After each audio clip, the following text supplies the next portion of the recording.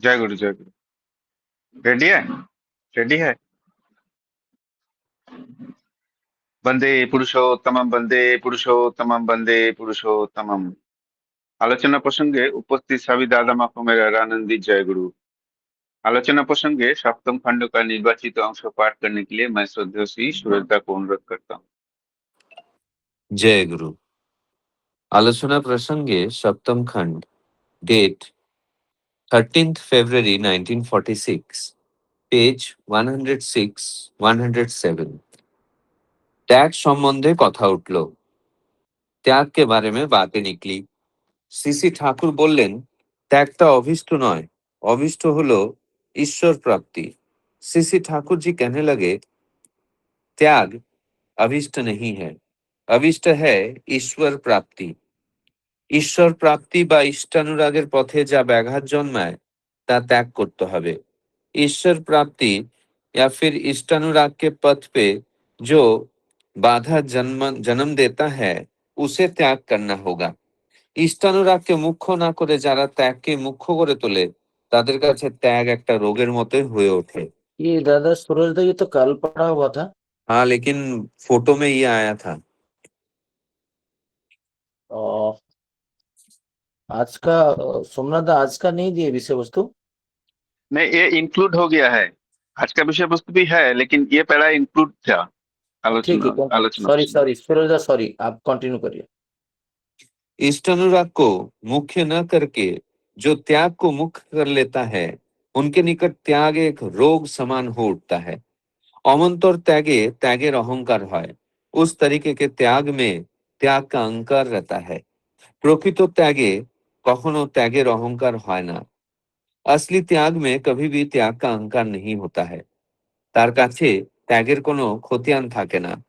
उसके निकट त्याग का कोई खतियान नहीं रहता है। মা বাপ যে সন্তানের জন্য কত ত্যাগ স্বীকার করে, কিন্তু সে জন্য कखनो की बड़ाई करे बेड़ाए। माँ बाप अपने संतान के लिए कितने ही त्याग स्वीकार करते हैं, लेकिन उसके लिए क्या कभी वो बड़ाई करते फिरता है? ওটা যে তাদের সন্তান প্রীতিরই অঙ্গ, वो तो उनके संतान प्रीति का ही एक अंग है। তাই ত্যাগটাও তাদের কাছে উপভোগের ব্যাপার হয়ে দাঁড়ায়। इसीलिए वो त्याग भी उनके निकट उपभोग का बात हो खड़ा होता है। কষ্টের বোধ থাকে না তাতে। कष्ट का कोई बोध नहीं रहता है उसमें। তাই त्यागी जे से कखनो बोध करे ना जे से त्यागी। इसीलिए जो त्यागी है वो कभी भी ये नहीं बोध करता है कि वो त्यागी है। অন্য যখন তাকে ত্যাগী বলে সে ভাবে আমি ত্যাগ করলাম কি। दूसरे जब उन्हें त्यागी कहते हैं तो वो सोचता है कि मैं क्या ही त्याग किया। এত যে সুখ পেলাম, বুক ভরে উঠলো, তার তুলনায় করলাম যা তা তো নিতান্ত অকিঞ্চিতকর। इतना जो सुख मिला, हृदय भर उठा, उसके तुलना में जो भी कुछ मैंने किया वो तो नितांत ही किंचित मात्र है। কথা হচ্ছে এমন সময় ফরিদপুরের नरेश बाबू केष्टदा এসে प्रणाम করে বসলেন। बातें चल रही थी, ऐसे समय पर फरीदपुर से नरेश बाबू और केष्टदा आकर प्रणाम कर कर बैठे। सीसी ठाकुर কথা প্রসঙ্গে বললেন,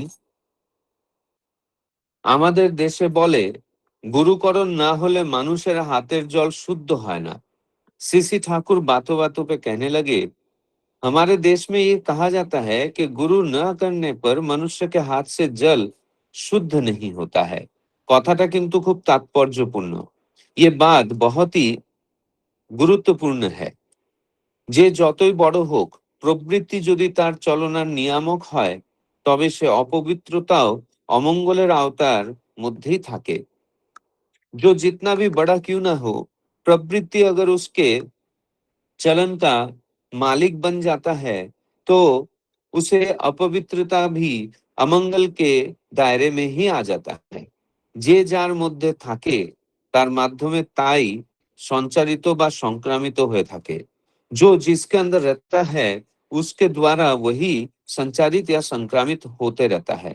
যারা লোকমঙ্গলের স্বপ্ন দেখে তাদের নিজেদের প্রথমে মঙ্গলের অধিকারী হওয়া লাগবে। जो लोक मंगल का स्वप्न देखता है उनको खुद को पहले मंगल का अधिकारी होना होगा, नইলে मंगल करते গিয়ে অমঙ্গলই করে বসবে, नहीं तो मंगल करते जाने पर अमंगल ही कर बैठेगा। আর মঙ্গলের প্রথম ধাপ হলো মূর্ত মঙ্গলময়ের সঙ্গে যুক্ত হয়ে তার ইচ্ছা ও পরিকল্পনাকে প্রাধান্য দিয়ে চলা। और मंगल का प्रथम सीढ़ी ही है मूर्त मंगलमय के साथ युक्त होना और उनकी इच्छा और परिकल्पनाओं को प्राधान्य देकर चलना।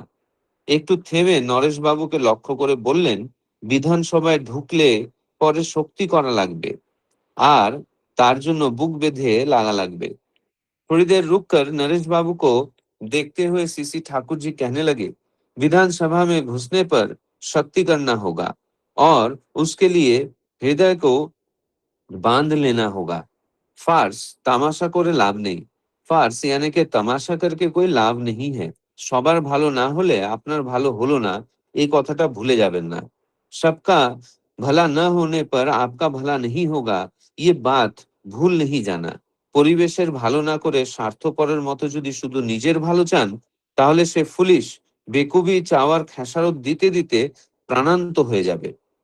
परिवेश का भला ना करके स्वार्थी के जैसे सिर्फ अपने भला चाहते हैं, तो वो फुलिश यानी कि बेवकूफी चाहने का जो हिसाब किताब है वो देते देते प्राण अंत हो जाएगा।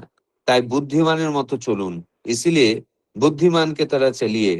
ধোকে নেই যদি সব কেওস বিশৃঙ্খলা मिसमार করে দেন, अगर घुसेंगे ही तो सारे केओस यानी कि विशृंखलाओं को मिसमार कर दीजिए। নরেশ বাবু, नॉमिनेशन मनोनयन পেলে আবার আসবো। नरेश बाबू सीसी ठाकुर जी से कहने लगे, नॉमिनेशन यानी के मनोनयन पाने पर मैं वापस आऊंगा। सीसी ठाकुर, ना পেলেও আসবেন। सीसी ठाकुर जी ने कहा, न पाने पर भी आइएगा। नरेश बाबू प्रणाम করে বিদায় নিলেন। नरेश बाबू प्रणाम करके विदा लिए। जय गुरु। जय गुरु। श्रद्धेय सुरदा बहुत सुंदर भाव से और स्पष्ट भाव से आलोचना प्रसंगों का निर्वाचित अंश पाठ किए हैं और उनको हिंदी में अनुवाद करके बताया है। उपस्थित सभी दादा माँ की तरफ से मैं सुरदा को बहुत बहुत धन्यवाद ज्ञापन करता हूँ। मैं श्रद्धेय श्री मनोरंजन पात्रोदा का भी धन्यवाद ज्ञापन करता हूँ। मनोरंजन पात्रोदा भी हमारा आलोचना प्रसंगों को रिकॉर्डिंग करते हैं और उसको यूट्यूब में अपलोड हुआ किया जाता है। तो आज का जो विषय वस्तु है उसका जो फर्स्ट पैराग्राफ है त्याग के बारे में, वो एक्चुअली कल हमने ऑलरेडी आलोचना कर लिए है और बाय मिस्टेक वो आज का आलोचना प्रसंग में आगे है, तो हम उसको छोड़ के आगे से आलोचना करेंगे। तो आज का जो विषय वस्तु है वो मैं संक्षेप में बताता हूँ। इस प्रसंग में श्री ठाकुर जी कहते हैं कि केवल बड़ा या प्रभावशाली होना पर्याप्त तो नहीं है। यदि व्यक्ति अपने स्वार्थपूर्ण प्रवृत्तियों से संचालित हो तो उससे अमंगल ही उत्पन्न हो सकता है। जो लोग लोक मंगल को करना चाहता है उन्हें पहले स्वयं को मंगल के योग्य बनाना चाहिए और मंगलमय के आदर्श से जुड़कर उनकी इच्छा या योजना के अनुसार चलना चाहिए। नरेश बाबू से श्री ठाकुर जी ने कहा कि विधानसभा में प्रवेश करने से पूरी शक्ति और दृढ़ता के साथ काम करना होगा। केवल दिखावा या स्वार्थ से कोई वास्तविक लाभ नहीं होगा। सच्चा कल्याण तभी है जब सबका और पूरे वातावरण का भला हो। इसलिए यदि वो विधानसभा में जाए तो वहां के अव्यवस्था को दूर करने के लिए बुद्धिमानी और निष्ठा से काम करे। नॉमिनेशन मिले या ना मिले उन्हें फिर आने के लिए ठाकुर जी ने कहा। तो यह है आज का विषय वस्तु का सारांश। तो इस विषय वस्तु के ऊपर आलोचना करने के लिए पहले मैं श्रद्धेय श्री शिव प्रकाश रायदा मुंबई से दादा को अनुरोध करूंगा 5 मिनट आलोचना करे। दादा आप 6:55 तक आलोचना कीजिए। जय गुरु। जय गुरु दादा। एक क्लैरिफिकेशन चाहिए प्लीज। ये आप विषय वस्तु बोले पहला सेक्शन नहीं है, तो ठाकुर जी जहाँ से बोल रहे हैं कि गुरु करण ना होने पे मनुष्य का हाथ का जल भी शुद्ध नहीं, तो वहां से वहीं से है ना? करेक्ट करेक्ट, उधर से है। ओके ठीक है। जय गुरु सभी को। तो हम लोग ये कहीं बार काफी बार ऐसा सुने हैं कि इंसान जिस हिसाब से, जिस एनवायरनमेंट से हम लोग जिस एनवायरनमेंट से बिलोंग करते हैं, जहाँ से हमारे आसपास का वातावरण जैसा होता है, हमारे आसपास के लोग जैसे होते हैं और मैं जैसे होता हूँ, उसी हिसाब से मैं प्रभावित होता हूँ और दूसरे को भी प्रभावित कर पाता हूँ।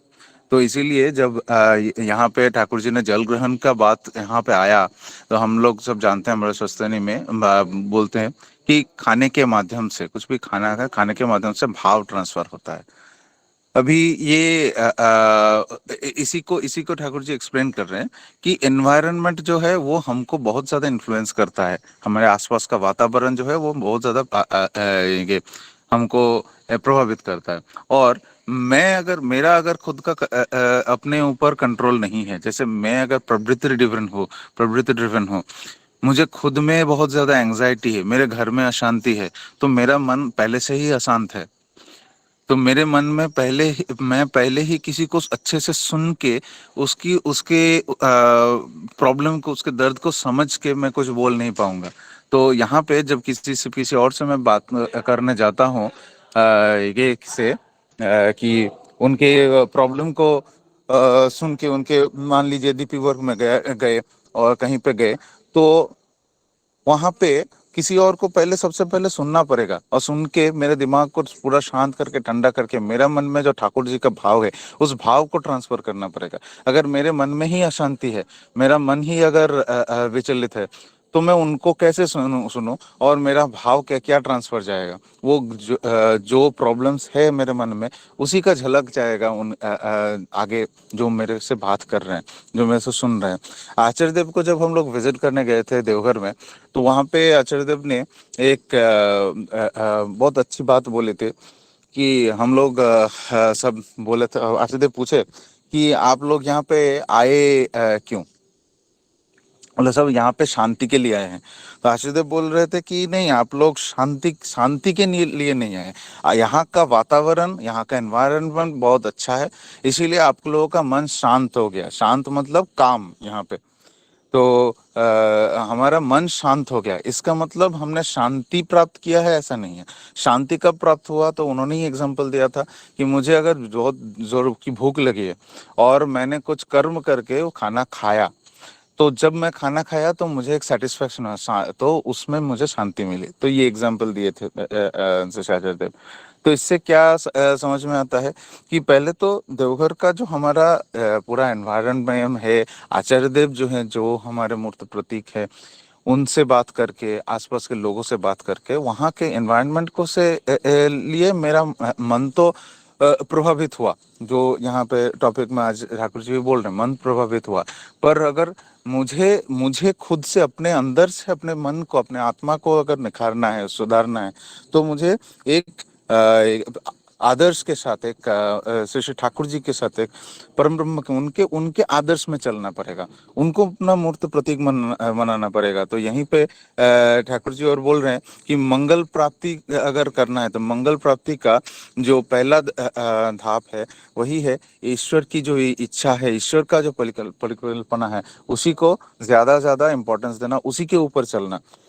ईश्वर को मान के हम चलेंगे, उनके आदर्श के ऊपर चलेंगे, उनको प्रतिष्ठा करने अगर मेरा धर्म रहेगा, तो फिर मैं और ज्यादा मेरा मन शांत होगा, मेरा मन अपने कंट्रोल में नियंत्रित रहेगा, प्रवृत्ति पर नियंत्रित रहेगा, और मेरा मंगल होगा। अगर मेरा मंगल होगा तभी जाके मैं दूसरे का मंगल कर सकता हूँ। अगर मेरा ही खुद में अशांति है, तो मैं दूसरे का भला करने का सोच भी नहीं सकता। और आगे जो विधानसभा की बातें हो रही है, यहाँ पे ठाकुर जी ने जो निर्देश दिया कि अपने अपने भला, हमेशा सिर्फ अपने भलाई के लिए ही अगर सोचेंगे तो फिर कोई फायदा नहीं है। अगर सोचना ही है तो बाकी सबके, जगत के भलाई के लिए सोचिए। ठाकुर जी हमें बार बार ये चीज सिखाते हैं, हमारे सत्यानुसरण शरण में है और बाकी जगह पे भी, बाकी किताब में भी है, ठाकुर जी का आलोचना में भी है कि हम हैं सिर्फ और सिर्फ ठाकुर जी के आदर्श को लेकर चलना है और दूसरे के भलाई के लिए सोचना है। हमारा खुद का भलाई का जो भी है वो ठाकुर जी पे नियंत्रण समर्पित करना है। और ठाकुर जी ने गारंटी भी दिया है कि ठाकुर जी देखेंगे हमारा क्या अच्छाई है, भलाई है, कैसे हम लोग चलेंगे, हमारा कैसे उन्नति होगा, वो ठाकुर जी देख लेंगे। हमारा कर्तव्य क्या है कि उनके आदर्श को लेके हमारे परिवार, हमारा परिवेश, कोई भी आहत है, पीड़ित है, उनको, उनके दर्द को समझ के उनको कैसे ठाकुर जी के श्री चरण में लेके आना है, उनके उन्नति के लिए कैसे सोचूं, ये मेरा ध्यान होना चाहिए, कर्तव्य होना चाहिए, इंस्टेड ऑफ कि मैं अपने बारे में हमेशा सोचता रहूं। इतना ही करके मैं अपना वाणी को विराम देता हूँ। जय गुरु। जय गुरु दादा, बहुत सुंदर भाव से श्रद्धेय शिव प्रकाश दा आज का विषय वस्तु को आलोचना की है। 2 पैराग्राफ को भी उन्होंने बहुत सुंदर भाव से अल्प समय 5 मिनट के अंदर बहुत सुंदर भाव से व्याख्या की है। दादा ने फिर श्री आचार्य देव का जो अमीय वाणी है, आशीर्वाद वाणी है, उसका भी सहारा लेते हुए विषय वस्तु को व्याख्या किया है। बहुत सुंदर लगा दादा आपका आलोचना। अभी मैं आलोचना करने के लिए श्रद्धेय श्री ब्रजेश कुमार दा को अनुरोध करूंगा, जो कि नवी मुंबई से है। 10 मिनट आलोचना करे दादा, आप 7:05 तक आलोचना कीजिए। जय गुरु दादा। जय गुरु, जय गुरु। वंदे लोक तिलकम सात्वत्वार्था विभूषणम अमरकृत्सारणम प्रबुद्ध लोक जीवनम प्रणयप्रवत्तयाग दीपनम वंदे जीवन जीवनम सत्पुरुषम। आज के सभा में उपस्थित सभी दादा, सभी माँ, सभी को मेरा आंतरिक जय गुरु। और आज इस प्रातः बेला में जो हमारे सामने जो विषय है, बहुत मूल विषय है एक्चुअली, जो जिसके लिए हम लोग ठाकुर जी का दीक्षा प्राप्त किए हैं और हम अपने जीवन को लेकर चलाने के प्रयास करें। इस प्रसंग में जो नरेश बाबू हैं, जो कि एक नॉमिनेशन फाइल कर रहे हैं, मतलब कि वो आगे चल के शायद वो नेता बनना चाह रहे हैं और विधानसभा में जाना चाह रहे हैं, इसलिए उस संबंध में वो ठाकुर जी से चर्चा कर रहे हैं। और उसी विषय में ये सब जब चर्चा चल रही है, तब से ठाकुर जी नरेश बाबू से बात करते हुए से जो उनको उद्बुद्ध कर रहे हैं, उसमें मैं जो ये देख रहा हूँ कि ठाकुर जी उनके यजन भाव और याजन भाव दोनों को एक साथ ही उनको प्रेरित करने का प्रयास कर रहे हैं और उनको बता रहे हैं कि क्या क्या करना है आपको। तो जब बोल रहे हैं कि कोई कितना भी बड़ा हो जाए, अगर वो अपने जीवन में गुरु को लेकर नहीं चलने का उसका भाव रहता है, तो वो कोई कितना बड़ा हो, यदि प्रवृत्ति ही उसके चलने की नियामक है, तो उसकी अपवित्रता भी अमंगल के दायरे में ही रहती है। मतलब ठाकुर जी कितना बड़ा बात बोल रहे हैं, तो कि गुरुकरण, अगर जीवन में गुरुकरण नहीं हो तो जीवन में शुद्धि नहीं है, जीवन में अपवित्रता है।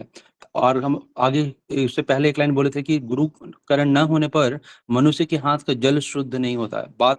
यह बात बहुत अर्थपूर्ण है। मतलब समझिए कितना कितना कितना गुरुत्वपूर्ण बात श्री ठाकुर जी बताए। और हमारे देश में, हमारे कल्चर में ये गुरु परंपरा को लेकर के गुरु को पकड़ना, जीवन में गुरु को धरना कितना इम्पोर्टेंट या कितना महत्वपूर्ण मुद्दा रहा होगा, इसको आप इसी स्टेटमेंट से समझ सकते हैं कि इंसान जिसके जीवन में गुरु नहीं है, यानी कि वो प्रवृत्ति मुखी, वो जिसका जीवन प्रवृत्ति से ड्राइव हो रहा है, मतलब लोग ये मान चुके थे कि अगर जिसके जीवन में गुरु नहीं है, वो प्रवृत्ति द्वारा ही ड्रिवन हो रहा है।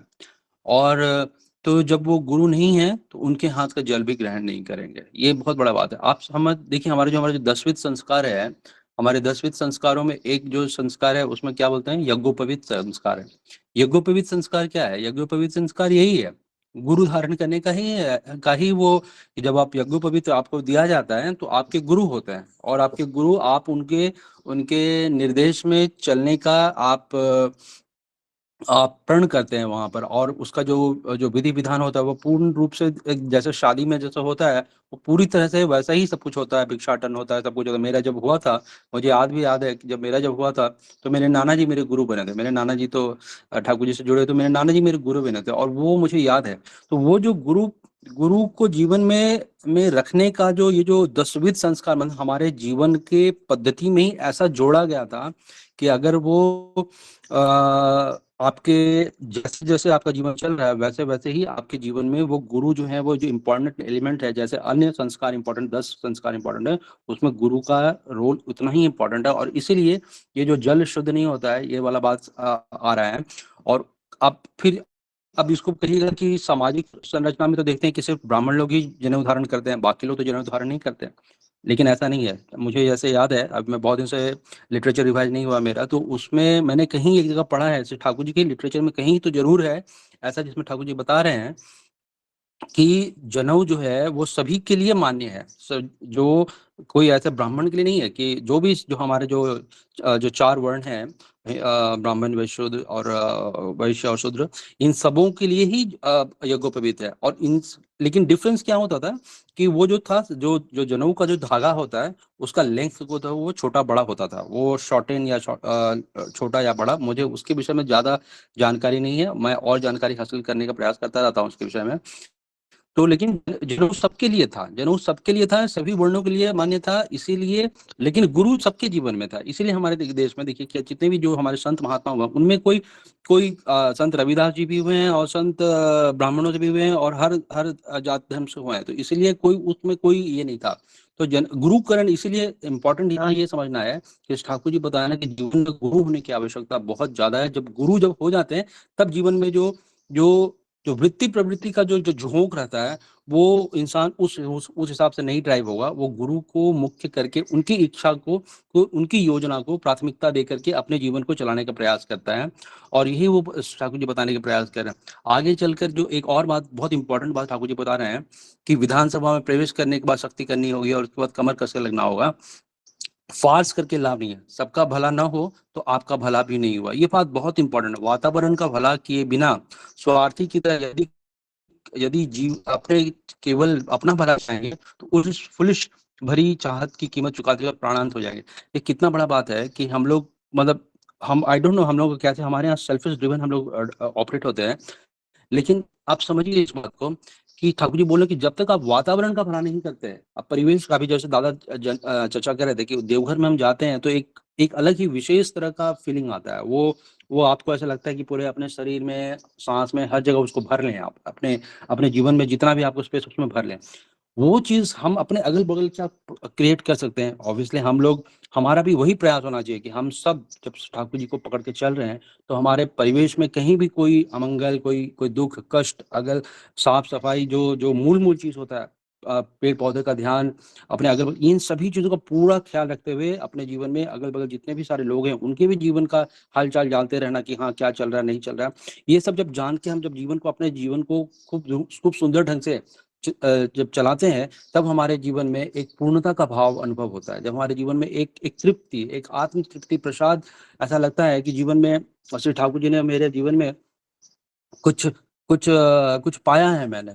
और मतलब ये जब इंटीग्रेटेड मतलब यजन और याजन, जैसे मैंने शुरू में बोला था कि ये जो वो जो बता रहे हैं दादा को कि अब एक नेता है, अगर उनके जीवन में सिर्फ जो आजकल हम देखते हैं स्व के अलावा, अगर लोक मंगल, जिस लोक मंगल के लिए वो निकले हैं, और उस लोक मंगल में जब लोग ही उनके लिए जब तक प्राथमिकता नहीं बनेंगे तब तक वो जो करने की, जो ठाकुर जी बोल रहे हैं फार्स करने का कोई मतलब नहीं है। मतलब ये हुआ कि वही कहना चाह रहे हैं कि आप अपने जीवन में गुरु को पहले धरिए, गुरु को अपने जीवन में धारण कीजिए। धारण करके जब आपके मन में ये भाव जागृत हो जाएगा कि मुझे अपने गुरु का दिया हुआ जो भी उनका जो सपना है, उनकी जो योजना है, उसको मैं पूर्ण करूंगा, उसमें वो जब मैं पूरी तरह से डिवोट हो जाएंगे, तभी जाके वो उनका सच्चा रूप से जो जो जो लोक मंगल वो करना चाहते हैं विधानसभा में जा करके, वो तभी वो कर सकते हैं। और यही यही कारण है कि जैसे आप देखिएगा कि इवन तो लोकसभा में अब अभी प्रेजेंट टाइम में 545 मेंबर्स होने पर कितने सारे मेंबर्स ही बोल पाते हैं, कितने सारे लोग अपने अपने कंस्टिट्यूएंसी का आवाज उठा पाते हैं। क्यों नहीं उठा पाते हैं?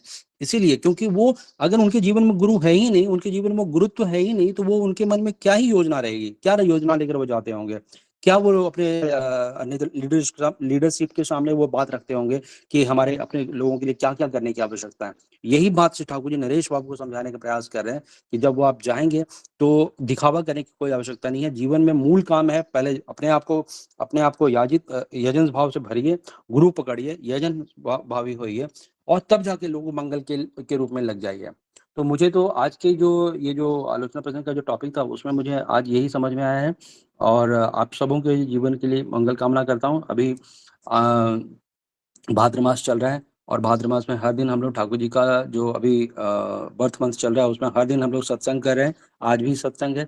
चलिए सब लोग मिल करके हम लोग ठाकुर जी के इस बर्थ मास को सेलिब्रेट करते हैं। जय गुरु। जय गुरु दादा, बहुत सुंदर भाव से श्रद्धेय ब्रजेश कुमार दा आज का विषय वस्तु को, दोनों पैराग्राफ को विश्लेषण किया है। सबसे पहले जो बोले हैं कि गुरु ग्रहण नहीं करने से मनुष्य का हाथ का पानी शुद्ध नहीं होता है। बिल्कुल सही बात है। जब हम लोग देखे हैं, ये प्रथा है हमारा इधर, जब हम सार्वजनिक पूजा वगैरह करते हैं तब जो भोग रन्ना करते हैं उसको पहले पूछा जाता है कि तुम दीक्षा लिया कि नहीं लिया। दीक्षा जब नहीं लिया, गुरु ग्रहण नहीं किया, तो उसको उसको भोग रन्ना करने का अनुमति नहीं दिया जाता है। तो और हमारा नेता लोग जो है उनको भी गुरु ग्रहण करना चाहिए, तभी जाके वो समाज का मंगल कर पाएगा। बिना गुरु ग्रहण किए, बिना आदर्श के जब लोग नेतागिरी में आ जाते हैं तो बहुत कैओस होते हैं। तो यही बात ठाकुर जी बहुत अच्छे से बताया, और श्रद्धेय बोजेदा भी इसको बहुत सुंदर भाव से व्याख्या किए। बहुत बहुत धन्यवाद दादा। अभी आलोचना को आगे बढ़ाते हुए मैं श्रद्धेय श्री नरेंद्र परिदादा, जो कि ठाकुर जी की सभापति ऋत्विक इंदौर से, दादा को अनुरोध करूंगा 12 मिनट आलोचना करे दादा, 7:17 तक। जय गुरु दादा।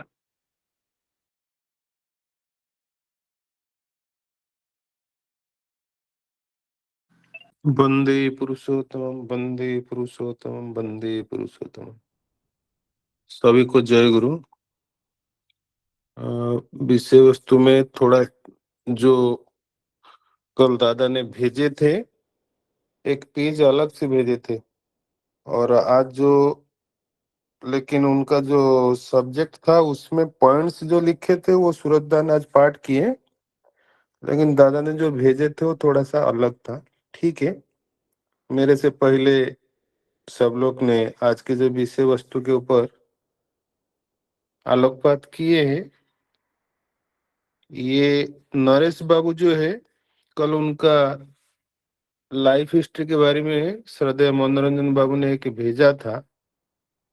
वो बहुत बड़े पर्सनालिटी थे, पढ़ाई, राजनीति, फिलोसफी, साइंस। श्री श्री ठाकुर जी के पास में ऐसे व्यक्ति जब बैठते तो वो समाज, राष्ट्र, राजनीति सारे चर्चा करते हैं। अच्छी अच्छी बात जो है उन्होंने पूछा, और ठाकुर जी ने सारे चीज जो है हम लोग के सामने रखे। आज जो हमारा भारत का राजनीति का स्थिति है, जिस राजनीति को मुख्य करके हमारा देश चलता है, जहां पर कायदा, कानून, नीति, नियम बनता है, वो कितना अच्छा होना चाहिए, कितना सुंदर होना चाहिए, और जो व्यक्ति उसमें जुड़े हुए हैं वो व्यक्ति कैसा होना चाहिए।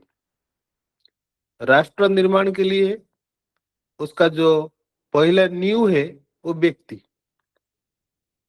ठाकुर जी ने, हेलो दादा, आवाज आ रहा है? हाँ, आ रहा है, आ रहा है। हाँ जी, ठाकुर जी ने राष्ट्र निर्माण के लिए व्यक्ति जीवन कितना सुंदर होना चाहिए उसी के ऊपर ठाकुर जी ने बताया। तो इसमें कुछ मुख्य जो पॉइंट्स है, गुरुकरण न होने पर हाथ का जल शुद्ध नहीं है। ये जो बात है, ये जो परंपरा है, कोई भी व्यक्ति कितना भी बड़ा क्यों ना हो, अगर उनके जीवन में गुरु नहीं है तो वो शुद्ध जो है विचार आ ही नहीं सकता है। वो अपना कॉम्प्लेक्स के अंदर ही काम करता है। अगर गुरु को ग्रहण किया रहता है तो उसका विचार में शुद्धि होता है। ईश्वर जैसे चाहते ऐसे काम करने के लिए वो कोशिश करता है। जैसे बिना फिल्टर के पानी में कीटाणु रहते हैं, ऐसे बिना गुरु के जीवन में कहीं ना कहीं मेंपन का कीटाणु रहता है। गुरु जो है वो फिल्टर है, जो आपके विचार को शुद्ध करते हैं। आपका दिया हुआ जल भी तब दूसरे को शुद्ध करेगा। जब मनुष्य गुरु के आश्रित होकर के कोई काम करता है, उसका हमेशा जो मेजरमेंट है वो गुरु होते हैं। जब जीवन में गुरु नहीं होते तो उसका मेजरमेंट, उसका मैं मतलब उसका ईगो होता है, उसका कॉम्प्लेक्स होता है। तो इसीलिए प्रत्येक जीवन में गुरु के अति आवश्यकता है। और ठाकुर जी बोले, इष्ट नहीं है जिस नेता को, धर्म दलाली समझो उसको। जो नेता है अगर उसको इष्ट नहीं है, गुरु नहीं है, फिर वो बचने बढ़ने का बात क्या कर सकता है? वो धर्म का दलाली है। ये ठाकुर जी का वाणी है। उसके बाद में ठाकुर जी बोलते, प्रवृत्ति नियामक हो तो अपवित्रता अमंगल करती। जब प्रवृत्ति को लेकर के आदमी कितना भी बड़ा नेता, अफसर क्यों ना हो, अगर वो लोभ, क्रोध, वासना से चलता है तो उसका हर काम गंदा हो जाएगा, मीठे बर्तन में जहर परसने जैसे हो जाएगा। और ये हम लोग देख ही रहे, हो भी रहा है। और जो जिसके भीतर रहता है वही संक्रमित होता है। एक व्यक्ति दूसरा को क्या परोसेगा? मेरे अंदर में जो कॉम्प्लेक्स है, जो भाव है, जो विचार है, जो शुद्धि है, वो दूसरे को दे सकता है। आपके अंदर राम है तो राम बटेगा, रावण है तो रावण बटेगा। नेता के अंदर भ्रष्टाचार है तो पूरे समाज में फैलेगा। कोविड से भी तेज जैसा वो फैल सकता है, विचारों का वायरस। आज एक नेता कुछ किया है तो दूसरा जो है उसी को फॉलो करते हैं।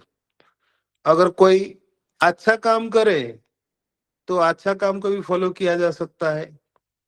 लेकिन जब अच्छे काम करने का लोग अल्पसंख्यक होते हैं, उनके प्रचार प्रसार नहीं हो पाता है, वो इतना वायरल नहीं हो पाता है। अगर इंस्टाग्राम, फेसबुक, उसमें ट्रेंड देखा जाता है, वो ट्रेंड में देखा जाता है जो खराब चीज है वो ज्यादा ट्रेंडिंग में है। और उसी प्रकार का रील्स, उसी प्रकार का पोस्ट वो ज्यादा बनाया जाता है ताकि ज्यादा उनको व्यूज मिले या ऑडियंस मिले, तो उनको पैसा मिलता होगा, जो भी है मुझे एग्जैक्टली पता नहीं है।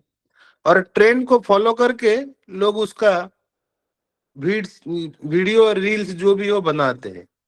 तो ऐसे ही जब बहुत सारे लोग एक चीज को पसंद करते हैं, वो खराब चीज भी वायरल हो जाता है।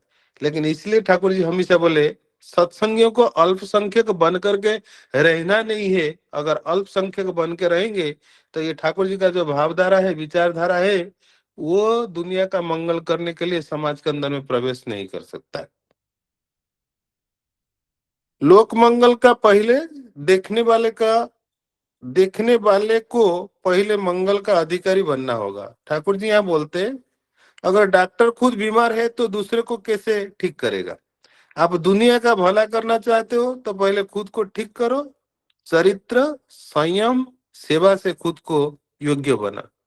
लोगों का मंगल करने के लिए, जब ठाकुर जी मैं खुद मंगल का अधिकारी नहीं हूं, अब मुझे कहा जाता है समाज में कुछ करो, राष्ट्र में कुछ करो, तो सत्संग में कई बार ऐसा होता है एक व्यक्ति, उसका व्यक्तिगत जीवन सुंदर नहीं है, वो ठाकुर जी को ग्रहण करके जय जन इष्टवृत्ति स्वस्थ सदाचार वो ठीक ढंग से नहीं कर पा रहा है, या उसका वो सब करने के लिए उसका जो है दुर्बल जो है भावना है, दुर्बल विश्वास है, कमजोर विश्वास है।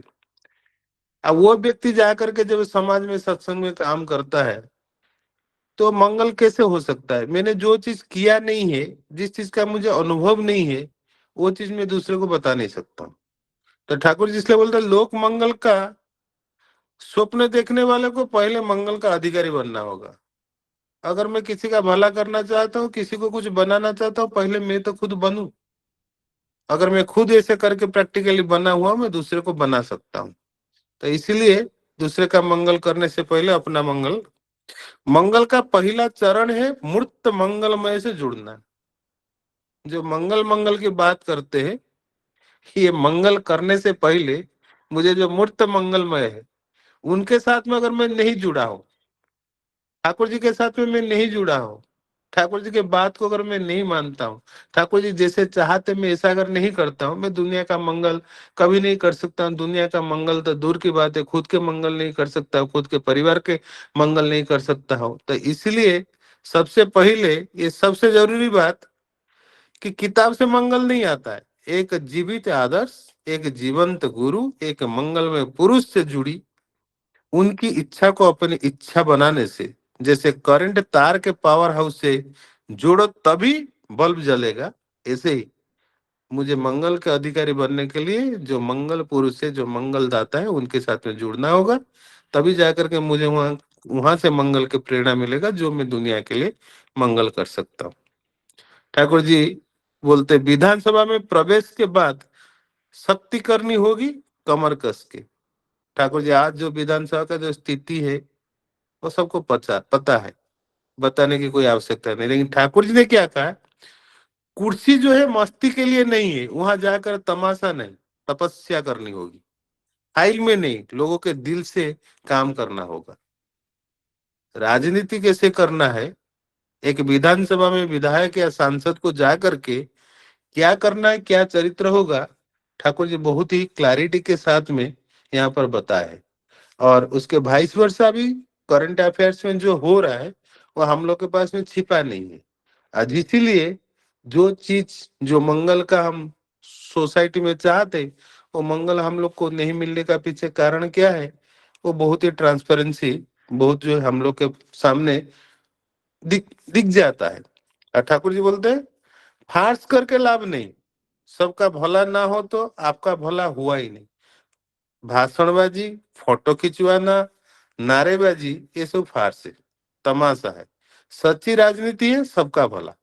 अगर जनता दुखी है और आप सुखी है तो समझो आपने कुछ नहीं किया है।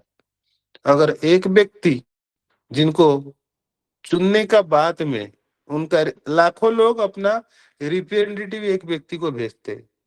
समझिए एक परिवार में अगर 10 लोग हैं, उनका जो मुखिया है वो पूरा 10 परिवार में उनका पत्नी, उनका बेटा, उनका पोता पोती सबको लेकर के चलने के लिए उनको कितने तैयारी करना होता है। किसका पढ़ाई का, किसी का कपड़े का, किसी का बर्थडे का, किसी का बीमारी का, सारे चीज को ध्यान रख करके घर का जो मुखिया है सबको खुश रखने के लिए, बांध जैन के भाई, रखने, जैन राम राम राम राम। चलो बांध के रखने के लिए किसका उन माइक ऑन है? जय गुरु, माइक ऑफ कर दीजिए प्लीज।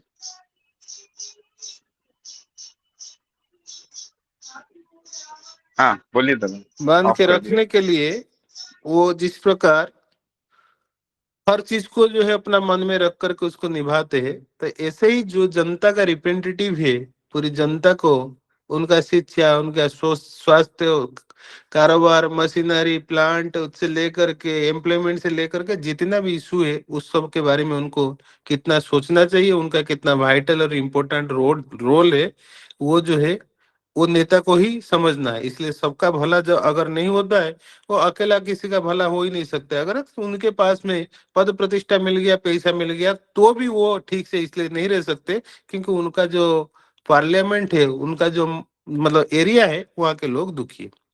ठाकुर जी बोलते हैं स्वार्थी बनकर अपना भला चाहोगे तो प्राणांत हो जाएगा। सिर्फ अपना घर भरो, अपनी जात, अपना बैंक वोट बैंक देखो, ये तो बेवकूफी है। पर्यावरण गंदा है और आप एसी में बैठे तो बीमारी आपको भी होगा, समाज डूबेगा तो आप भी डूबेंगे। तो ठाकुर जी इसलिए बोले समाज की सेवा करने के लिए निस्वार्थ पर होकर के सेवा करना होगा, तब जाके समाज का भला होगा, खुद का भला होगा। बुद्धिमान के तरह चलो, जय गुरु जाओस दादा। मिटा दो। यदि जहा अति जाहिर है तो सिस्टम की जो गंदगी साफ करो, झगड़ा, अफरा तफरी, भ्रष्टाचार, इस चाउस को खत्म करने जाओ, नेता नहीं सेवक बनकर जाओ। नरेश बाबू एक्चुअली नॉमिनेशन के बात करते हैं, अगर नॉमिनेशन मिलेगा तो मैं आऊंगा। तो ठाकुर जी वहां पर जो है कि गुरु शिष्य का परंपरा के हिसाब से उनका जो मन में था, हो सकता है ठाकुर जी का आशीर्वाद से मेरे को नॉमिनेशन मिले या नहीं मिले, लेकिन ठाकुर जी वहां पर एक ही बार बोले नॉमिनेशन मिले या नहीं मिले, पुनर्वार जो है वापस आइएगा। ठाकुर जी यही मंगल वार्ता जो है उनके माध्यम से देश के लिए हम लोग को दिए है। जहां तक मुझे समझ में आया आज आप लोग के सामने प्रस्तुत किया। जय गुरु। जय गुरु दादा, बहुत सुंदर भाव से श्रद्धेय नरेंद्र दा आज का विषय वस्तु को आलोचना किए है। बहुत सुंदर एग्जाम्पल दिए है। एग्जाम्पल से ये विषय वस्तु को समझ में आता है। सहज सरल सुंदर भाव से दादा ने आलोचना किया। लास्ट जो वर्ड है वो भी बहुत सुंदर है। जब नरेश बाबू बोल रहे हैं कि नॉमिनेशन मिलेगा तो आऊंगा, तो ठाकुर जी तब बोलते हैं कि नॉमिनेशन मिले या ने ना मिले फिर भी आना। कितना सुंदर बात है, कितना सुंदर वाक्य बोले हैं ठाकुर जी नरेश बाबू। बहुत अच्छा लगा दादा आपका आलोचना, बहुत सुंदर। आलोचना को समराइज करने के लिए श्रद्धेय शशिकांत दादा को अनुरोध करूंगा, अ, आलोचना समराइज करे 7:38 तक। जय गुरु दादा।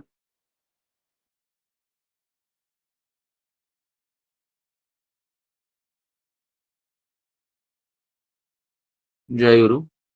वंदे पुरुषोत्तमम, वंदे पुरुषोत्तमम, वंदे पुरुषोत्तमम।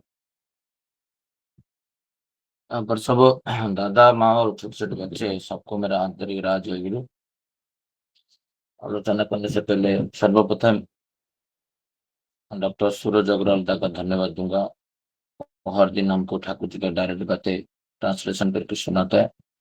और मनोरंजन दा, विजय दा, सोमनाथ दा, इनके रिकॉर्डिंग आलोचक नए नए लोगों आलोचक लाना और परिचालना करने में मदद करता है, उनको भी मेरा सादर अभिनंदन एवं धन्यवाद। मेरे से पहले सदर नरेंद्र परिणा ठाकुर जी का सभापति ऋतिक इंदौर से आलोचना कर रहे थे सुंदर भाव से। ब्रजेश दा, सुप्रकाश दा बहुत सारा उदाहरण माध्यम से विषय वस्तु को आलोचना रखे। आज का जो टॉपिक है वो टॉपिक में जो ठाकुर जी बोल रहे हैं जे गुरुकरण का आवश्यकता। जीवन में गुरु नहीं है तो मनुष्य को कितना नीचे तक दिखा जा सकता था समाज में। इवन गुरु बिना ग्रहण करके विवाह भी नहीं होता है। आज का डेट में गांव में जाओगे, शहर में सब लुप्त तो हो चुका है, अभी भी गांव में यही प्रथा है जो गुरु जिसका नहीं होता है तो उसका एक मौखिक रूप से मैकेनिकली आपका कर्ण मंत्र में दिया जाता है एक नाम। तो ये क्या गुरु ग्रहण है? ये नहीं है। तो इतना स्ट्रिक्ट होता था जो गुरु बिना किसी का पौरुषत्व तो जन नहीं सकता था, परिपूर्ण करने का शक्ति नहीं होता था। जिसका जीवन में गुरु नहीं है तो he is not eligible for marriage. तो मेरे टाइम में जब मैरिज करने के टाइम में मुझे गुरु मंत्र देने के लिए बोले कि आपको गुरु मंत्र दिया जाएगा, मेरा बड़े पापा बोले, तो मैं मना किया। बोला मैं गुरु ग्रहण किया हूँ, मेरा जीवन का गुरु है श्री श्री ठाकुर अनुकूल चंद्र। ये जो मौखिक रूप से जो बातें हो रहा है ना ये लेना पड़े। मिले नहीं, जीवन में आदर्श एक ही बार ग्रहण किया जाता है और इष्ट पुरुषोत्तम को पकड़ने के बाद और दोबारा मैं ग्रहण नहीं करूंगा किसी को, नहीं तो मैं बेभिचार बनूंगा। तो मैं मना कर दिया था। हो सकता है मेरा आर्गुमेंट हुआ कोई विवाह का मंच में जहां पर सब लोग थे, बट मैं नहीं लिया था। मैं बोला मेरा गुरु ग्रहण में किया हूं तो मैं ठाकुर जी को ही गुरु मानता हूं और दोबारा कोई मंत्र में नहीं लूंगा। तो इतना रेस्ट्रिक्शन जो समाज में था, इवन ठाकुर जी का जो बातें यहाँ पर बोला जा रहा है, जो हमारा देश में बोला जाता है कि गुरु ग्रहण नहीं होने से किसी का हाथ से कुछ भी ग्रहण नहीं कर सकता, जल तो छोड़ो, तो वो रेस्ट्रिक्टेड रहते थे। आप मान लो जो लोग दीक्षा लिए हैं आज का डेट, क्या वो सारे गुरु भाई है कि ठाकुर जी का शिष्य है? अभी कुछ दिन पहले सातोती में परम पूज्य श्री श्री आचार्य देव का एक स्पीच निकला था, तो हम उसको बुधवार में पढ़े थे। जे सब कोई जो ठाकुर जी का दीक्षा लिया सब कोई गुरु भाई नहीं है, जो परम पूज्य श्री श्री आचार्य देव बोला है। तो मुझे थोड़ा डिस्कनेक्ट लगा। फिर मैं सत्यानुसरण पढ़ रहा था, सत्यानुसरण में भी श्री श्री ठाकुर जी बोल रहे, कोई स्कूल में तुम एडमिशन लेने से तुमको उसको स्टूडेंट नहीं, शिष्य व छात्र नहीं बोला जाएगा, कि खाली दीक्षा लेने से उसको शिष्य नहीं माना जाएगा। गुरु को अनुशासनवाद को कितना मैं माथा पे लेके चल रहा हूं, उसी हिसाब से सब कुछ होता है निर्धारित। तो दीक्षा के साथ मेरा जीवन का स्वस्थ ही, मैं स्वस्थ नहीं ले रहा हूँ। 20 ईयर्स हो गया, 10 ईयर्स हो गया। तो जो व्यक्ति मेरा ऋतिक दादा बोलते थे, धीरेन्द्र कुमार जिन्ना दा, वो अभी तो नहीं है। और हमारा हम 3 लोग रहते थे एक रूम में, तो मेरा हम तीनों को बोलते थे जी जीवन में एक ही महीना दीक्षा करोगे ना, दीक्षा पालन, तो सेकेंड महीना में स्वस्थ ही नहीं जागेगा लेने के लिए। तो कोई दीक्षा पालन कर रहा है और स्वस्थ ही नहीं ले रहा है, इसका मतलब वो दीक्षा पालन नहीं कर रहा। तो मुझे अजीब सा लग रहा था। मेरा लाइफ में भी ऐसे ही हुआ था। मैं से फर्स्ट महीना गया स्वस्थ लेने के लिए, मना कर दिए धीरेन्द्र कुमार जनादा। सेकेंड महीना गया साथ में, तो वो मना कर दिए। तो ये पवित्र भाई थे, अभी असिस्टेंट स्टेशन मास्टर है कर्नाटक में। वो जब 3rd महीना में जी लेके गए, उनका पत्नी बोले दे दीजिए ना, बच्चा 3 बार आ चुका है तुम्हारा घर पे स्वस्थ लेने के लिए, ना वो करेगा नहीं करेगा। दैट टाइम बहुत स्ट्रिक्ट था। हम हॉस्टल में रहते थे, हमारा 18 लोग, हमारा परिवार जॉइंट फैमिली था। हमारे घर पे कोई स्वस्थ नहीं लिया था, दीक्षा नहीं लिया था। हमारा गांव में शायद मेरा दीक्षा प्रथम दीक्षा है, और जो एक व्यक्ति लिए थे वो बाहर रहते थे कलाहांडी में।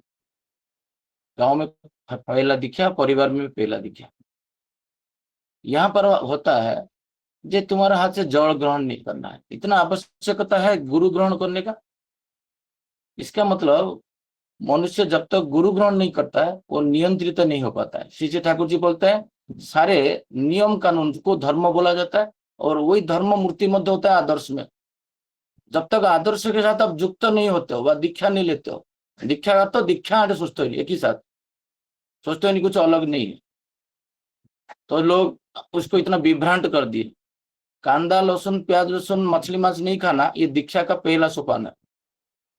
मैं अर्पण करूंगा, मेरा बेटा को बोला था इसके साथ सोचते का कोई लेना देना नहीं। पहले बिना निवेदन में जो भी खाओगे, शिशिर बरदा बोले वो विष्टा है। और श्री कृष्ण महाप्रभु क्या बोले, वो बोले वो स्तेन है, चोर है।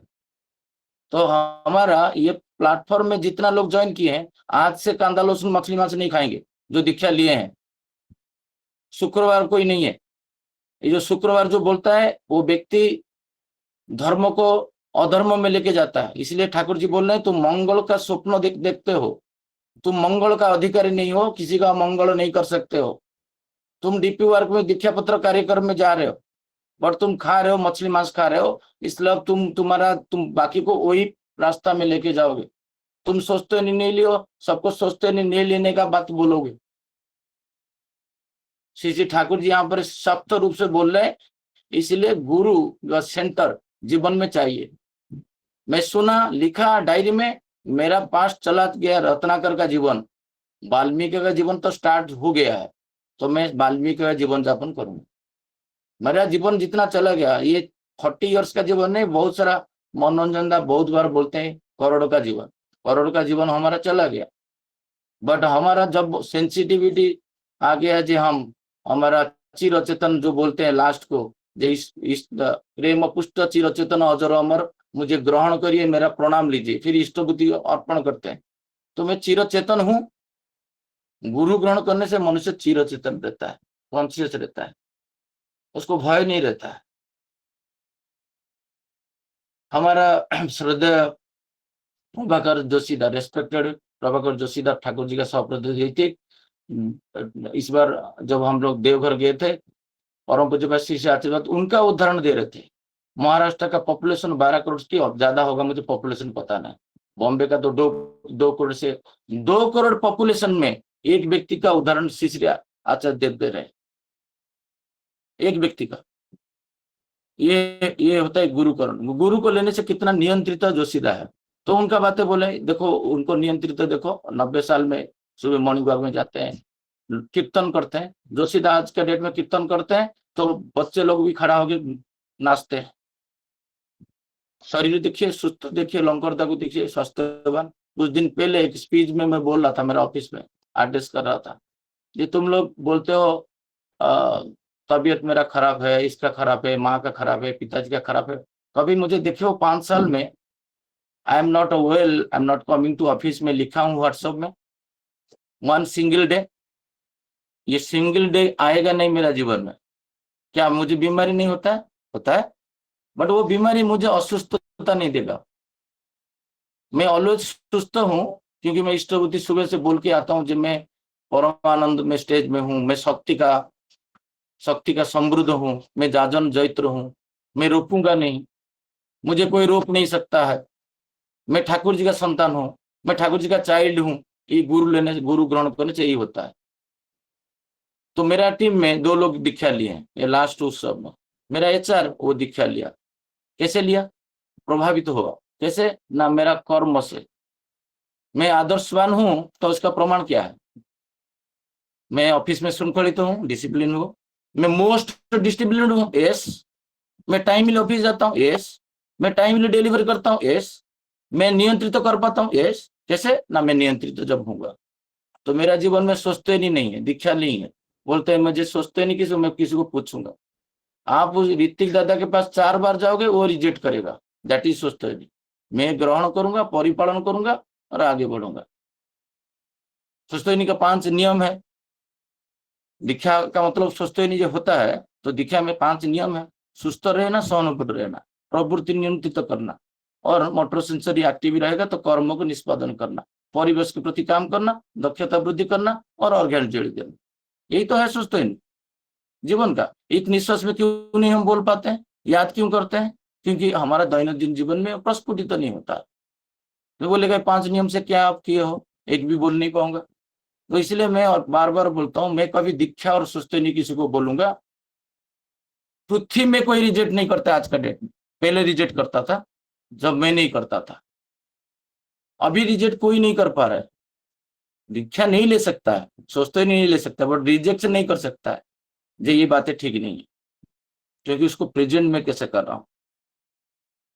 ये बातें श्री ठाकुर जी बोल रहे हैं, कोई कितना भी बड़ा क्यों ना हो, यदि प्रवृत्ति के उसके चलते नियम हो तो उसकी अपवृत्त की अमंगल के दायरे में ही रहती है। जो जिसके भीतर रहता है उसके माध्यम से वही संचरित संक्रमित करता है।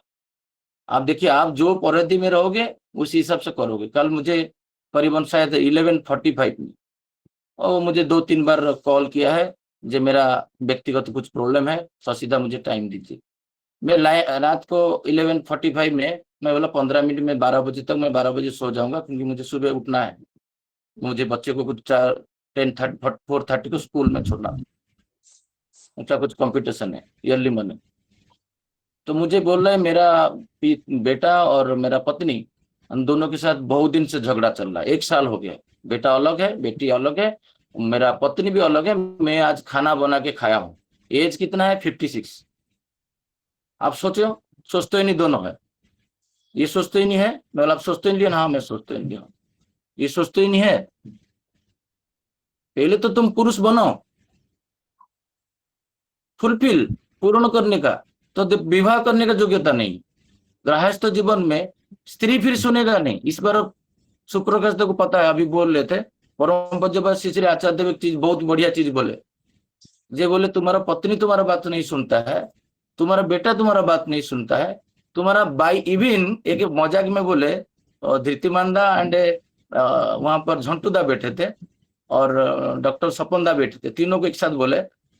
एक्सट्रीम एग्जाम्पल क्या है पता है? बोले भाई के बोलते हो टेबल के नीचे थोड़ा साफ कर दो, वो भी नहीं करता है, पीछे बोलता है कौन सुनेगा उसका बात। तुम्हारा भाई भी नहीं सुन रहा है, तुम्हारा बीबी भी नहीं सुन रहा है, तुम्हारा बच्चे भी तुम्हारा बात नहीं सुन रहे, तुम्हारा मैनेजर नहीं सुन रहा है, तुम्हारा परिवेश में तुम्हारा कोई नहीं सुन रहा है। श्री श्री ठाकुर अनुकूल चंद्र सुनेंगे? ये क्वेश्चन मार्क, ये मैं लिखा हूं डायरी में, 3 बार बोले श्री ठाकुर, श्री श्री ठाकुर, ये वर्ड बोले, श्री श्री ठाकुर तुम्हारा बात सुनेंगे नहीं, क्योंकि तुम उनके हिसाब से नहीं चल रहे हो। उसकी दादा को कल मैं रात को समझा रहा था, क्योंकि डिस्टर्बेंस होगा घर पे, इसलिए मैं धीरे धीरे उनको समझा रहा था। You are not controlled man, इसलिए बीबी तुम्हारे साथ नहीं है, बच्चे तुम्हारे साथ नहीं है। उनका गुण मुझे मत बताओ, बीबी खराब है, बीबी सही है। कौन को किसको सुधारना है डीपी वर्क में? My self. ये बच्चे लोग को अभी तक समझ में नहीं आ रहे, वो सब लोग डीपी वर्क में जा रहे हैं दूसरे को सुधारने के लिए। बट जोशीदा क्या कर रहे हैं, लौंकरदा क्या कर रहे हैं? खुद के ऊपर फोकस कर रहे हैं, 1000 लोग परिवर्तन हो रहे हैं। जो उदाहरण दिए, यही बातें श्री श्री ठाकुर जी बोल रहे हैं, कि तुम charm yourself before charm to others. मैं आनंद में नहीं रहूंगा, मैं 24/7 बोलता हूं मेरा मैनेजर को मैं फ्री हूं, मेरा कोई प्रेशर नहीं, मुझे कभी भी तुम यूज कर सकते हो। वो भी देखता है अरे व्यक्ति तो ऑलवेज खुश रहता है और फ्री है।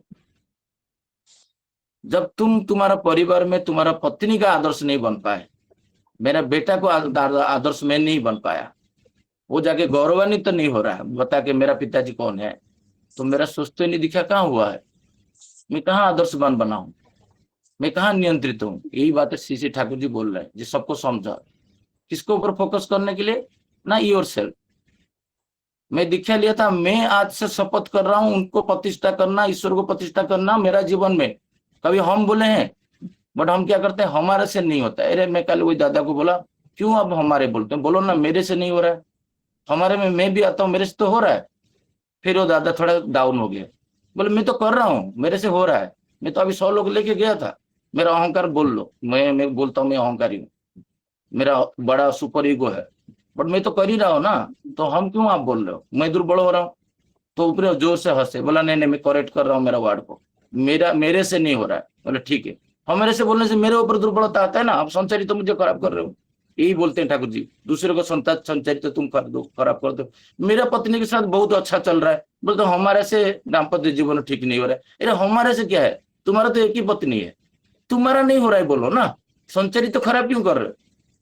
अभी नरेंद्र दा यही बोल रहे थे, यही बातें बोल रहे थे, क्यों ये जाजन आप कर रहे हो हमारे से, हम क्यों बोल रहे हो। तुम्हारा 2 बेटी है 3 बेटी है, सोचते नहीं लिए, मेरा बेटा तो दीक्षा सोचते नहीं के साथ लिया है। जब दीक्षा सोचते नहीं के बाद हुआ तो पूजनीय सिपाही बोले मैं दीक्षा नहीं लूंगा, दीक्षा नहीं दूंगा तुमको, पानी पी लिए नेक्स्ट डे आओ तुमको दीक्षा सोचते नहीं एक साथ दिया होगा। क्यों, I am charge, I am charming person. मैं बोल सकता हूँ, मैं परमानंद स्टेज में रहता हूँ, मैं शक्ति समृद्ध हूं, मैं तुम्हारा संतान हूं, मैं चिर चेतन हूं, मैं अजर अमर हूं। मैं क्यों करता हूं, फिर तो अहंकार कहां गया। मैं ही बोलता हूं, मैं अक्रोधी बोलता हूं कि हम अक्रोधी बोलते हैं, कभी नहीं बोलते हम अक्रोधी, हम निरलस नहीं बोलते हैं। मैं आलस्य को परास्त किया हूं मेरा जीवन में, मुझे कोई भी काम दो मैं कोई भी टाइम में कर सकता हूं। तो ये बातें श्री ठाकुर जी बोल रहे हैं, जो अमंगल, जब स्वप्न खाली बोलने से मंगल मंगल, किसी का मंगल नहीं होता है। तुम पहले मंगल बनो, मंगल जो नरेंद्र दा बोले, मंगल का मूर्तिमंत प्रतीक है श्री ठाकुर, श्री आचार्य देव। दर्शन किया इस बार आचार्य देव का बहुत सारा गुण मैं लिख के लाया, आचार्य देव उनके पत्नी के साथ कैसे बातें करते हैं, भाई के साथ कैसे बातें किए, डीलिंग कैसे किए, सब लिखा। चरित्र लिखना, बायोग्राफ लिख के लाया हूँ 2-3 पेज। तो उसको उतारने के लिए लगेगा 1 साल, फिर जाके बोलूंगा जाके दादा ये सब आपके देखा और ऐसे हुआ। मैं एक बार बोला था आचार्य देव भुवनेश्वर मंदिर, यू आर माई इंस्पिरेशन, ऐसे जाके बोलिए ना, वो खुश हो जाएंगे। यू आर माई इंस्पिरेशन कभी बोलते हैं तो हंसे, ऐसे होना चाहिए, गुरु हमारा इंस्पिरेशन है। क्यों, जब हम इंस्पायर्ड होंगे। मैं बोला दादा आप बोले थे मुसलमान को और क्रिश्चियन को और सिख को बुलाने के लिए, मैं इस बार बुलाया था और सब आए थे। इस बार जो हम गए थे देवघर, 100 लोग के सामने बोला ये आए, आपका बात काम कर गया, तो खुश हुए। वो बोले मेरे बात सुनते हो, अभी बंद करूंगा टाइम हो चुका है। अच्छा तो बोलो मेरा बात सुनना मतलब कर्म में बोल करके फिर नेक्स्ट टाइम आके मुझे बोलना, जी दादा आप बोले थे ये हो गया, देन मेरा बात सिद्ध हुआ, देन मैं आचार्य हूँ। ये बातें बोले, देन मैं आचार्य हूँ, नहीं तो मैं निरर्थक हूँ। मेरा बात कोई सुन के कुछ किया नहीं तो मैं निरर्थक हूँ। मुझे बहुत पेन हुआ, क्या मेरा आचार्य निरर्थक है, ये प्रमाण मैं करूंगा जो वो निरर्थक नहीं है। यही बोलना चाहती हूँ दादा, इतना बोल के मेरा वाणी को विराम देता हूँ। जय गुरु। जय गुरु दादा। सदस्य सीधा अभी आलोचना कर रहे थे बहुत सुंदर भाव से। आज का विषय वस्तु जो मूल बात है वो है क्या, जब खुद मंगल का अधिकारी होंगे तभी दूसरे को मंगल कर सकते हैं। और हम जो दूसरे को परिवर्तन करने का कोशिश करते हैं वो नाकाम रहेगा, क्योंकि हम किसी को परिवर्तन नहीं कर सकते हैं, खाली खुद को परिवर्तन कर सकते हैं। और जब खुद को परिवर्तन कर सकता है तभी लोग परिवर्तित होता है। ये एक मतलब मूल विषय है, यही लोग को समझना है। और लोग इसको ही समझते नहीं है और दूसरे को परिवर्तन करने का सोचते हैं।